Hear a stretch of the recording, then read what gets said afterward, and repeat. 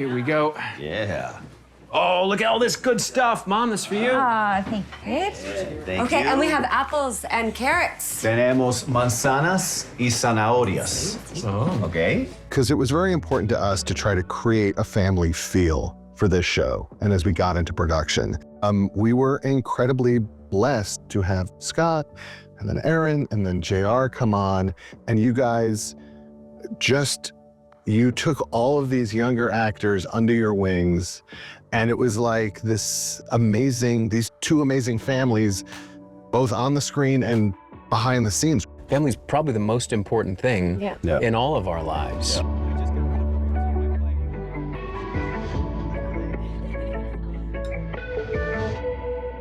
The reason it's called It's Not Like That is we go through our lives, we meet people, we think we understand what they're going through, but it's always more complicated. In other words, it's not like that, even with your family members, and it requires a certain amount of grace to embrace that. We think it speaks to the spirit of the show and our two families who are learning to do that with each other. There's no villains. Right. Everybody is really just a good person with good intentions making mistakes. The pilot and episode 1 or 2 are really about themes like home, finding your new voice. Like home really resonated with us just to start this all off, is because it was very important to us to try to create a family feel. And I do think that carries over into the show. I think you can feel the love. Everybody, can we hold hands, please? And when your kids are young, it's just so easy, right? Like, you can make plans for them because they just have to come with you. And then it's really easy for a long time. You can blend families together. Like, well, let's just be all one big happy family on the same block. I just don't get how you can go back up there to that pulpit and say all this stuff and justify it like nothing happened. Being a PK pastor's kid, like for Flora, I know there was a lot of pressures that you have to like believe in everything sometimes, and sometimes it's hard to do that, especially when we lost our mom. And when you're a kid too. Right. Like you're young and It's having harder. to, It's harder. It's a responsibility. Yeah, definitely. From what we've discovered together as a screen family, I think there's a lot of expectation that gets placed on PKs definitely. from the community, from Malcolm, from their peers, and even the expectations that they put on themselves. And I A lot of think responsibilities. Yeah, all the kids kind of handle it differently throughout the show. Yeah, all of our characters, because of that, go through more intense than normal peer pressure. Right. You better pray, PK, because one of these days, I'm gonna find you and I'm gonna kick your ass. I really relished in every scene that I got to have with them because having younger siblings like this just the instant connection that they were able to bring, it was such a thrill for me. They kept me on my toes for sure. I have never felt like an older sibling more than hanging out with them, that's for sure. Sounds like I did my job. You did. Yes, sir, you did. I don't want to be alone. Yeah, you're not alone. I wasn't really. I was talking about. Neither was I. These are two people trying to keep things normal for their families. Adding a romantic element changes everything. I think there's a realization maybe with both of them, and she says in a later episode, like, it was a mistake, we shouldn't have done it. I think they both know that something between them is not something to impulsively enter lightly. There's so many things to consider that it throws everything, this like new normal, completely out of whack. We are not friends in the beginning of the show. And for Casey, it wasn't really that there's misconceptions about her because she's so herself. That's like your superpower in a way. So I guess that It's Not Like That kind of comes in with like, she doesn't know what's going on with Penn. And like, she's not sure what she's done wrong. She's trying to fix it. Yeah, I wouldn't do this to you. But we had a whole miscommunication. Oh yeah, girl. Yeah. You had no clue Dad was gonna leave. No, yeah, you're right. Yeah, maybe if you had, he wouldn't have. Merritt!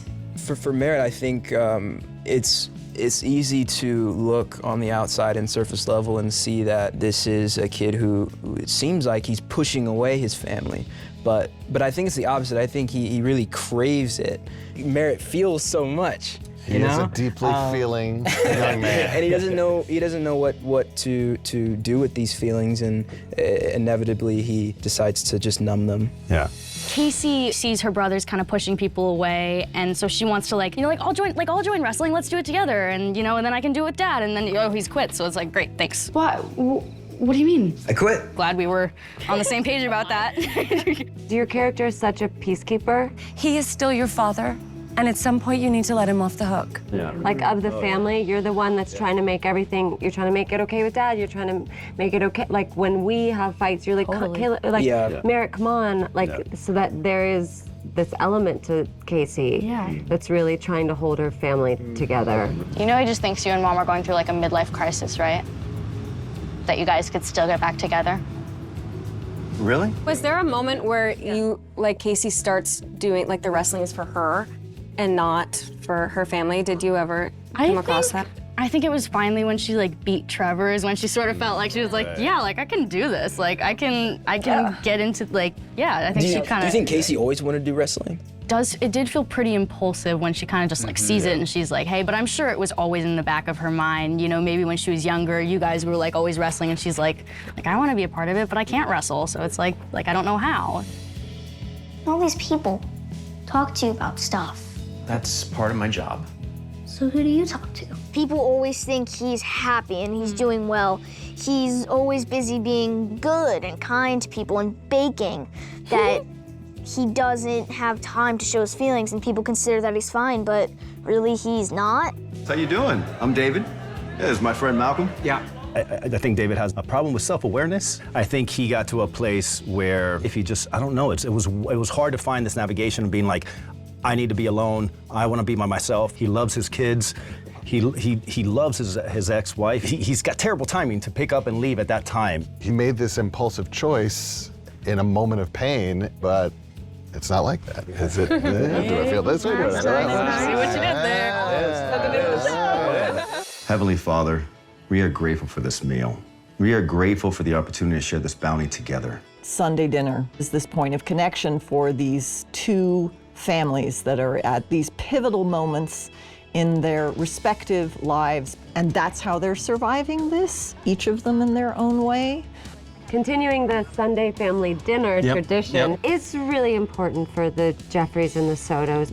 These, huge life events have happened for both of them. Everything feels so different, right? It all feels so new and uncomfortable in so many aspects, that having this one thing that they can do every week together gives them all a sense of we have this much is normal. We can at least have this time together, and they're desperately trying to hold on to some sense of normalcy. All of the characters at this table recognize that this is the one piece we can keep the love that was the core of these two families going, despite all of the issues that they're dealing with. To me, there's something beautiful in that every one of them, even when they don't want to come over, even when they complain about what they're eating, underneath they all recognize how important it is. With everything in such chaos, with the death of Jenny, your divorce, what's happening with the kids, this is a way to come back and be grounded every week. It's come back, we can start again. Everything can be a mess. It's okay right here. Let's figure it out, look at each other, say a prayer, eat some food, and then go deal with the chaos again. And we know this is going to be here again next week, And I think the fact that we've kept that going, even in your house when you're not there, is really...